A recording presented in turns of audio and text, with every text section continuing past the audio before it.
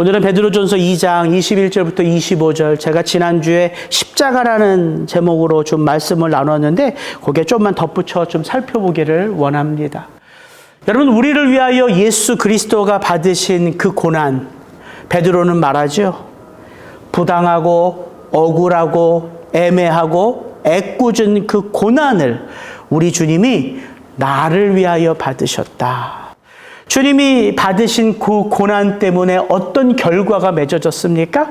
이 땅의 죄인들이 그 예수 그리스도의 십자가를 믿음으로 말미암아 구원을 받았지요. 여러분, 그렇기 때문에 성도가 이 땅을 살아가면서 마치 예수님이 받으신 그 고난처럼 우리에게 주어지는 그 억울하고 부당하고 애매한 고난은 단지 세상이 악하기 때문에 어쩔 수 없이 내가 받아야 될 고난이라 생각하면 안 되는 거예요. 그게 운명론자, 숙명론자거든요.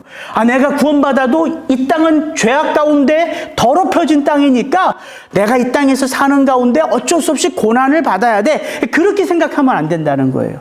왜냐하면 그 고난의 목적을 우리 주님이 보여주셨기 때문이에요. 예수님이 죄악된 이 땅 가운데 단지 고난을 받기 위하여 오셨습니까? 아니잖아요. 죄인을 구원하시기 위하여 고난을 받으신 거죠. 마치 그와 같다는 거예요. 이 땅에 구원받은 성도 한 사람 한 사람의 삶 속에 부당하고 애매하고 억울한 고난이 주어졌다는 것은 그 삶을 감내함으로 말미암아 마치 예수 그리스도의 십자가의 열매처럼 누군가는 그 구원의 삶이 시작되는 은혜일 수 있다는 거예요.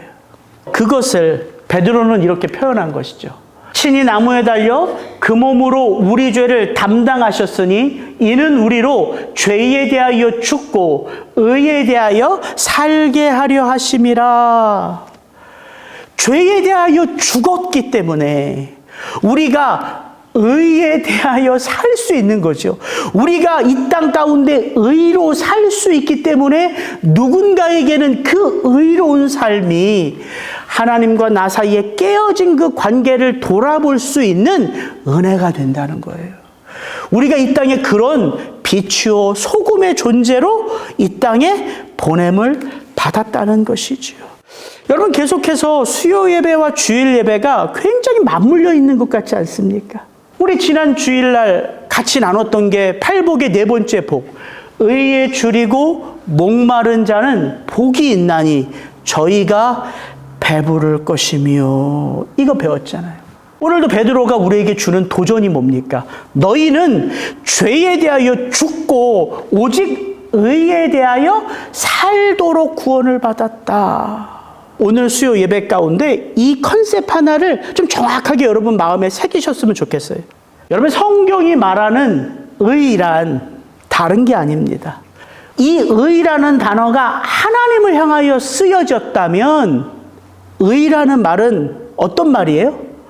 완전하다는 말이에요. 이 세상에 완전한 사람이 없잖아요. 오직 하나님 한 분만이 완전하시죠. 그 하나님만이 선하세요. 왜냐하면 성경은 말하거든요. 이 땅에 의인은 없나니 하나도 없도다. 뿐만 아니라 예수님은 이렇게도 말씀하셨어요. 예수께서 이르시되 내가 어찌하여 나를 선하다 일컫느냐. 하나님 한 분 외에는 선한 이가 없느니라. 하나님이 완전한 의이시기에 오직 하나님만이 무엇과 무엇을 판단해요? 선과 악을 판단하는 거예요. 왜 하나님이 아담과 하와로 선악과를 따먹지 못하게 하나요? 선과 악을 판단하는 건 오직 완전한 의, 하나님만이 하셔야 되는데 이제 인간이 그 선악과를 따먹음으로 선과 악의 기준이 누가 되는 거예요? 내가 되는 거예요. 그래서 이 땅에 옳은 게 뭐예요? 이 죄악들 이 땅 가운데 죄인들은 옳은 게 뭐예요? 내가 좋아하는 게 옳은 거예요. 내게 유익한 게 좋은 거예요. 그러니까 선과 악의 기준이 다 왜곡됐단 말이에요. 이게 죄거든요. 모든 삶의 기준이 나라고 하는 게 죄이기 때문에 그렇습니다. 그래서 그 완전하신 하나님의 의, 하나님만이 선하시고 하나님만이 심판자시고 판단자이신 이 하나님의 의가 우리 인간에게 이렇게 미친 거죠. 곧 예수 그리스도를 믿음으로 말미암아 모든 믿는 자에게 미치는 하나님의 의니 이것은 차별이 없느니라. 이렇게 성경에는 오직 하나님 한 분만이 의로우신 분인데, 완전하신 분인데, 이 의라는 표현을 이제는 믿는 성도에게도 붙이는 거예요. 그래서 의인이다 이렇게 말하는 거예요. 그렇다면 우리가 예수 그리스도를 믿음으로 의롭게 되었다는 우리의 의는 우리가 완전하다는 말이 아니에요.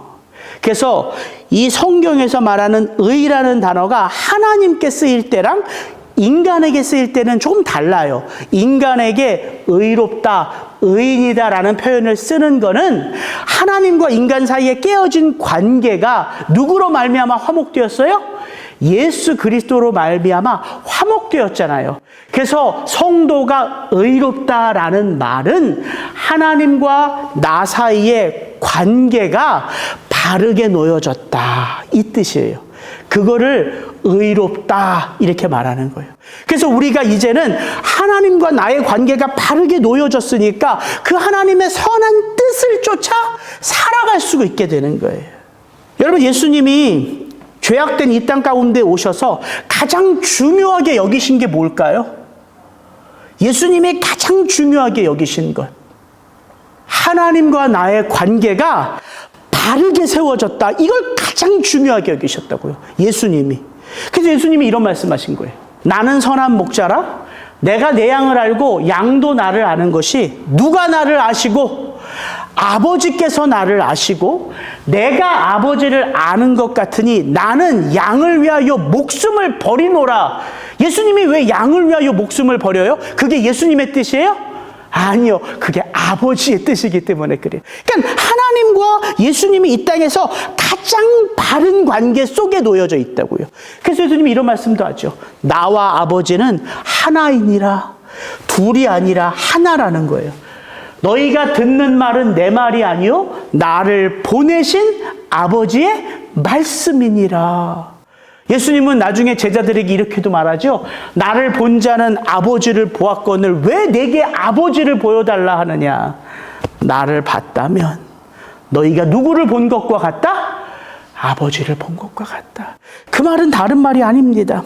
우리가 오직 예수 그리스도 안에서 아버지, 하나님 아버지를 볼 수 있고, 오직 우리가 예수 그리스도 안에서 아버지 하나님의 뜻을 성취하는 자가 되었다. 이게 구원이란 말이에요.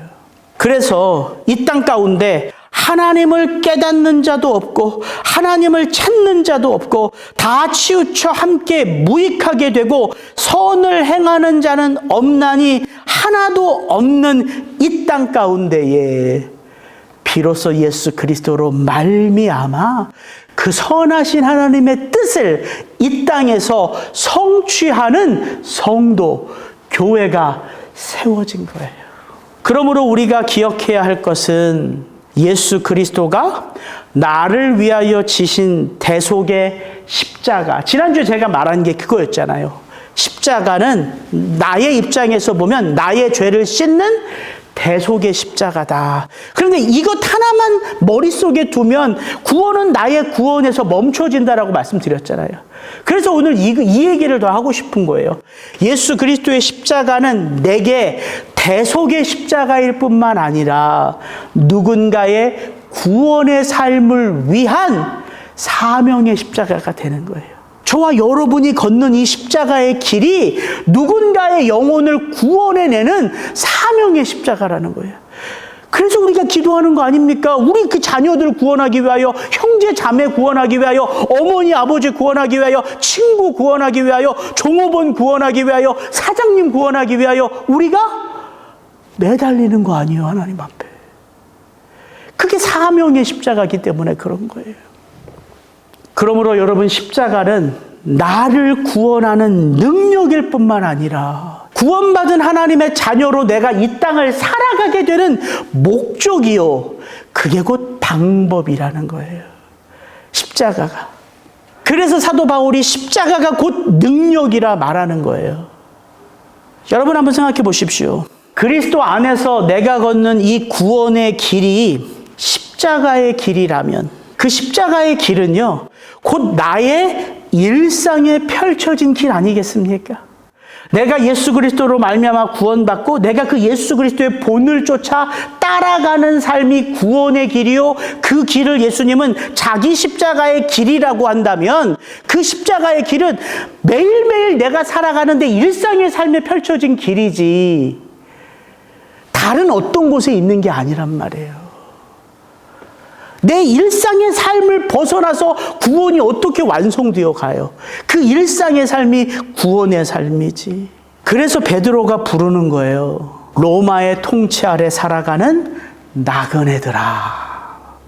너희가 이 로마의 통치 아래서 살아가고 있다. 그 자리, 그 로마의 다스림을 받는 그 자리가 너희의 구원이 일어나는 자리이다. 이걸 말하는 것이지요. 너 주인의 명령에 순종해야 할 사환들아. 너희가 늘 명령을 받는 그 주인과 나의 삶 속에 내 구원의 삶이 일어난다는 거예요. 너희 남편에게 순종해야 할 아내들아. 여러분 너무 신기하지 않습니까? 하나님이 나를 구원케 하신 그 구원은요, 변함없이 내가 죄인으로 살아갔던 그 일상의 삶의 그 자리, 그 동일한 자리에서 살아내야 할 삶이라는 거예요. 그러니까 우리가 구원받고 어디 먼 곳에 선교사로 가는 게 구원의 삶을 이루는 게 아니라 매일 매순간 예수 믿기 전에 내가 살아갔던 그 삶의 그 자리에 나는 예수 그리스도를 드러내는 증인으로 부름을 받은 것이지요. 그러므로 이 땅에 필요한 하나님의 사람들은요, 어떤 특별한 훈련을 받고 어떤 특별한 사명을 가지고 특별한 일을 하는 자들이 아니라는 거예요. 이 땅에 필요한 자가 누굴까요? 다른 사람이 아니에요. 예수 그리스도로 옷 입은 선생님이 필요한 거예요. 예수 그리스도로 옷 입은 정치가가 필요한 거예요. 예수 그리스도로 옷 입은 목사가 필요한 거예요. 예수 그리스도로 옷 입은 사장이 필요한 거고 점원이 필요한 거고 예수 그리스도로 옷 입은 아버지, 어머니, 할아버지, 할머니가 필요한 거예요. 그 일상의 그 자리가 내 구원의 자리요, 그 길이 십자가의 길이기 때문에. 지난주 늘 자주 이렇게 듣는 목사님 설교를 듣는데 그분이 이렇게 설교를 인용하시더라고요.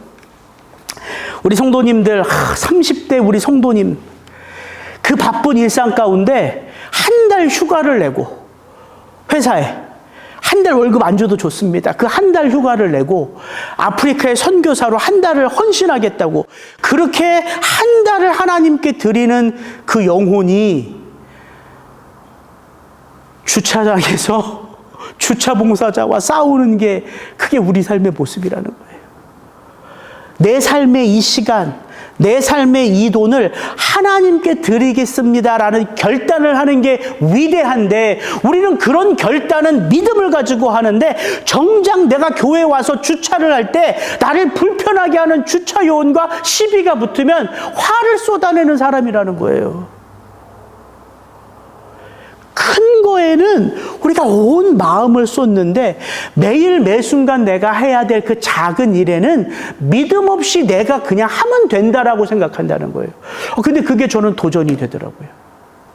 설교는 온 에너지를 쏟아서 설교를 위해 준비를 하는데 애들한테 하는 한마디 한마디에는 아무 의미 없이 화나면 화나는 대로 친정 이 땅을 하나님의 영광을 위하여 살아가는 사람은 특별한 사람이 아니라 매일 매순간 그 일상에서 예수 그리스도로 옷 입은 그 한 분, 그분이 필요하다는 것이죠. 그래서 여러분 이 베드로의 말을 다시 한번 잘 들어보십시오. 이를 위하여 너희가 부르심을 받았으니 그리스도도 너희를 위하여 고난을 받으사 너희에게 본을 끼쳐 그 자취를 따라오게 하셨느니라. 그리고 사도 베드로는 그 삶이, 그 예수 그리스도가 보여준 그 삶이 무엇인지를 22절, 23절에 이어서 말하는 거예요. 이거 같이 한번 읽습니다. 그는 죄를 범하지 아니하시고 그 입에 거짓도 없으시며 욕을 당하시되 맞대어 욕하지 아니하시고 고난을 당하시되 위협하지 아니하시고 오직 공의로 심판하시는 이에게 부탁하시며. 여러분 22절, 23절의 내용을요, 우리가 이렇게 읽을 때 이게 예수 그리스도의 삶이다 이렇게 생각하고 읽으면요, 이거는 이상할 것 하나 없죠. 쉽게 읽혀져요. 예수 그리스도의 삶이라고 생각하고 읽으면. 아니, 예수 그리스도가 하나님이신데 그가 어떻게 죄를 범해요? 예수님이 하나님이신데, 그 하나님은 죄와 함께할 수 없는 분이신데, 그게 하나님의 실존인데 예수가 어떻게 죄를 범할 수 있겠어요? 당연한 거지. 그는 죄를 범하지 아니하시고, 당연한 거란 말이죠. 그 입에 거짓이 담긴다고요? 말이 안 되는 거죠. 예수님이 자기 기분이 나쁘다고 누군가를 위협한다고요? 그게 말이나 되겠습니까? 그러니까 22절, 23절을 예수님의 삶이라고 생각하고 읽으면 이거 그냥 쉽게 읽혀지는 말씀이라고요. 근데 그렇게 읽으면 안 돼요. 지금 사도 베드로가 22절, 23절을 누구에게 적용하고 싶어서 이 얘기를 하는 거예요? 예수 그리스도에게 적용하고 싶은 거예요? 아니면 예수 그리스도의 본을 따라 살아가야 할 너희에게 적용하고 싶은 거예요. 우리 자신들에게 적용하라고 주신 말씀이라고요. 그러니까 이걸 쉽게 읽으면 안 되는 거예요. 제가 이 말씀을 그래서 다시 한번 읽어보게 돼요. 이를 위하여 너희가 부르심을 받았으니 그 부르심의 자리 곧 구원받은 너희에게 임하는 그 부당하고 억울하고 애꿎은 고난의 그 자리에 너가 설 때에 너는 죄를 범하지 아니하고 그 입에 거짓을 담지 아니하며 내가 욕을 당하되 맞대어 욕하지 않고 위협과 핍박을 받아도 자기를 보호하고자 자기 방어를 하지 않는 그런 삶을 내가 살아가고 있는가 이렇게 생각해 보게 되더라고요. 베드로가 원하는 건 그거니까. 22절, 23절은요. 우리가 이 땅에 태어나서 늘 들었던, 우리가 이 세상에 살아가면서 늘 교육받고 세뇌되는 세상의 원칙과는 정반대죠. 그러니까 우리가 이거 쉽게 읽어버리는 거예요. 여러분, 그 누구보다 체면에 민감한 게 우리 아닙니까? 구원받아도 체면은 구원이 없는 것 같아. 체면에는. 그 누구보다 상처에 민감한 거 우리 아닙니까? 우리가 자라면서 보고 배운 게 무엇입니까? 야, 너 손해보면 안 돼. 이거 아닙니까? 손해보면 안 돼. 이 세상이 끊임없이 우리를 세뇌하는 것은 또 무엇입니까? 세상의 주인은 바로 누구다? 나다. 왜 억울한 일을 참고 살아? 야, 너 참으면 그게 병돼. 억울하면 토해내. 직설적으로 말해. 네가 가장 중요하니까. 싫은 것은 싫다고, 억울한 것은 억울하다고, 부당하다는 것은 부당하다고. 그래서 무엇보다 중요한 게 뭡니까? 자기 주장 아닙니까? 자기 PR 아닙니까? 자기 보호 아닙니까? 자기 연민 아닙니까? 이게 세상이 우리를 끊임없이 세뇌하는 거잖아요. 네가 제일 중요해.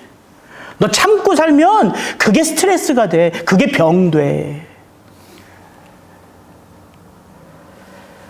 그래서 저는 솔직히 이 문장 22절, 23절을 다시 읽는데 제가 이렇게 읽히더라고요. 너희는 죄를 범하지 아니하고 어느 순간 열심히 믿음으로 사는데 은혜가 주어지는 게 아니라 부당한 고난, 억울한 고난, 애매한 고난이 주어지는 그 고난의 자리에서 그럼에도 불구하고 너는 죄를 범하지 아니하고. 저 이렇게 고백되더라고요. 아닌 것 같더라고요. 저는 문득 그런 생각이 들어요. 아직 내게 제대로 된 유혹이나 기회가 주어지지 않았기에 내가 죄 안 범하고 이러고 있는 것이지 여전히 내 마음은 세상 유혹에 가 있다고요. 그 입에 거짓을 담지 아니하며, 아니요. 내 입술은 여전히 내게 유리한 쪽으로, 내게 편한 쪽으로 판단하고 있는 내 이기적인 마음의 대변인일 뿐이에요, 내 입은.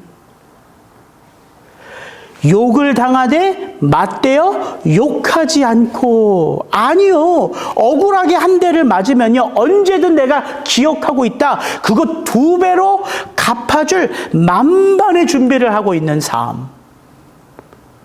이게 우리 모습은 아니라는 거지요. 여러분, 예수 믿는 것보다 내가 어느 정당을 응원하느냐가 더 중요해요. 제가 페이스북을 보다가 같이 공부한 신학교 목사님, 전도사님들이 그 글을 올리는데 너무 제가 화가 나더라고요. 아마 이분은 문재인빠 같아. 그렇게 국민의힘 그렇게 욕하고, 윤석열 대통령 그렇게 욕하고, 한동훈 비대위원장 그렇게 욕하고. 아니, 그게 저는요, 속으로 정치 색깔을 갖고 속으로 욕하는 거야 누가 뭐라 해요. 근데 모든 사람이 다 보는 페이스북에 굳이 그걸 왜 쓰냐고요. 그분이 목사인 걸 다 아는데. 지금부터 이런 생각이 들어요. 내가 이분 비난할 게 아니라 이 모습이 내 모습이겠구나. 예수 믿는 것보다 내가 응원하는 정당이 먼저라니까요. 내가 예수 안에서 구원받은 것보다 내가 어느 대통령을 응원하느냐가 먼저예요. 그래서 그렇게 그런 얘기가 나오면 침을 튀겨가며 혈기를 낸다고요.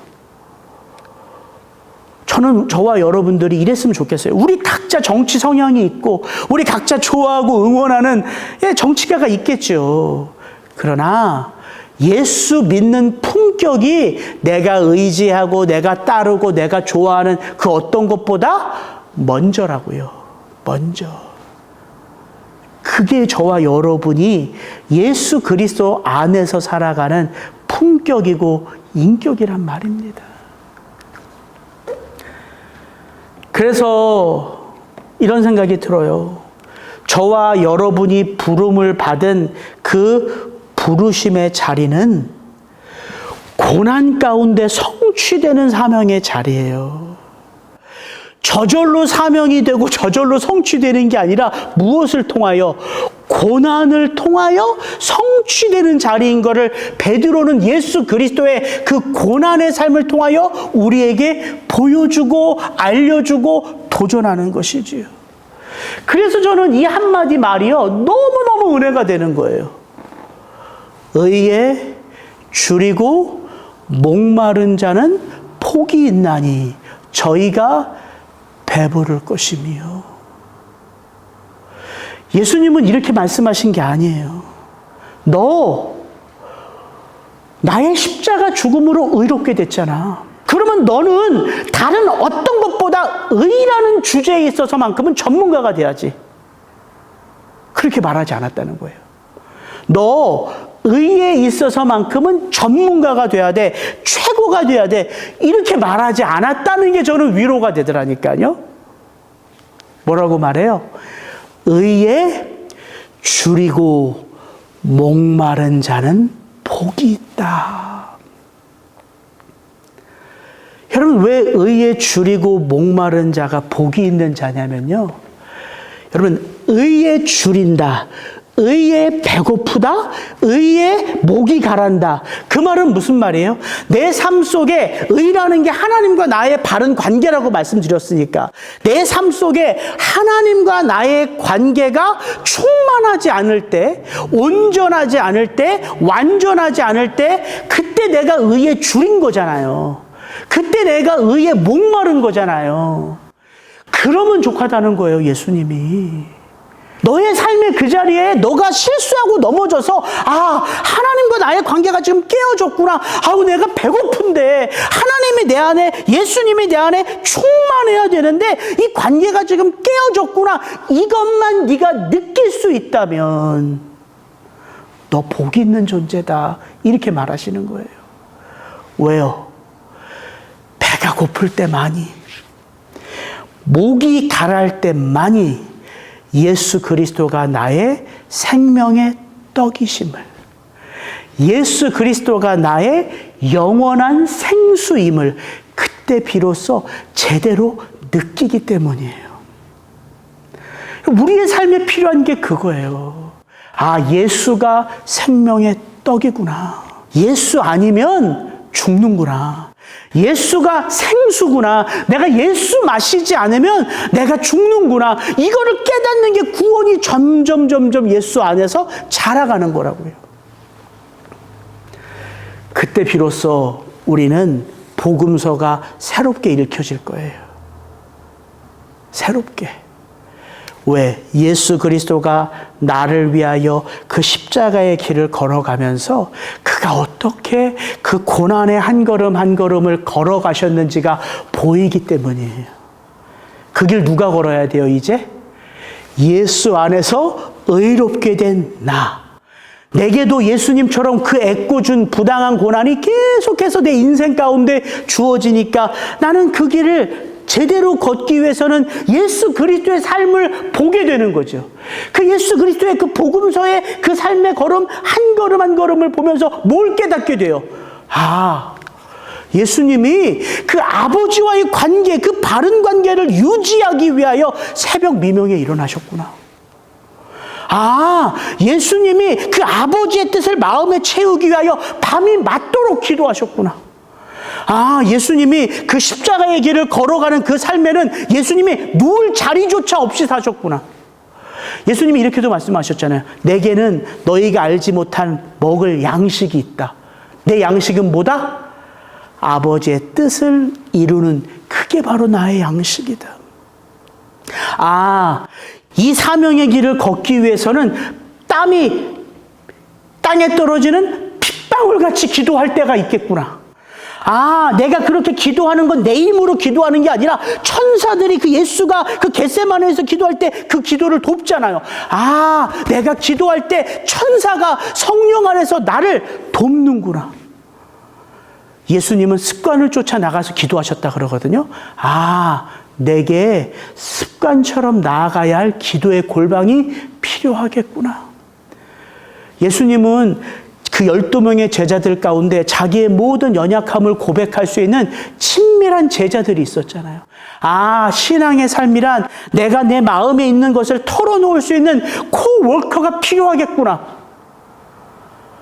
예수의 삶의 모든 것이요, 예수님이니까 이렇게 하셨구나가 아니라 나의 삶 속에도 그의 삶이 펼쳐지는 거구나. 이걸 깨닫게 된다고요. 그게 구원의 열매입니다. 저는 여러분을 축복합니다. 길다면 긴 우리 인생이 구원의 여정이에요. 이 구원의 긴 여정을 걸어가면서 여러분의 삶 속에 무엇을 체험하고 싶으세요? 저는 다른 것보다 예수님이 우리에게 보여주신 그 하나하나의 모습을 따라하고 싶어요. 내게도 기도의 골방을 정하고, 나도 땀방울이 핏방울처럼 안 되겠지만 정말 간절히 기도할 때 성령의 그 임재를 체험하기를 원하고, 예수님이 그 먼 길을 쫓아 단 한 여인, 수가성 여인을 찾아가기 위하여 그의 발걸음을 옮기신 것처럼 나도 누군가의 삶에 깊이 들어가기를 원하고, 죄인들을 멀리하신 예수님이 아니라 그 죄인들 한복판으로 나아가며 그들의 삶을 따라하는 게 아니라 그들로 하여금 거룩한 삶이 무엇인지를 보여주신 그 예수 그리스도의 그 삶이 내게도 하나님 앞에, 그 예수 그리스도 앞에 설 때까지 하나하나 열매로 맺어지는 그 구원의 은혜가 있었으면 좋겠다. 여러분을 축복합니다. 여러분이나 저에게나 그런 은혜의 삶이 구원의 열매로 맺어질 수 있기를 주의 이름으로 축복합니다. 같이 기도하시겠습니다.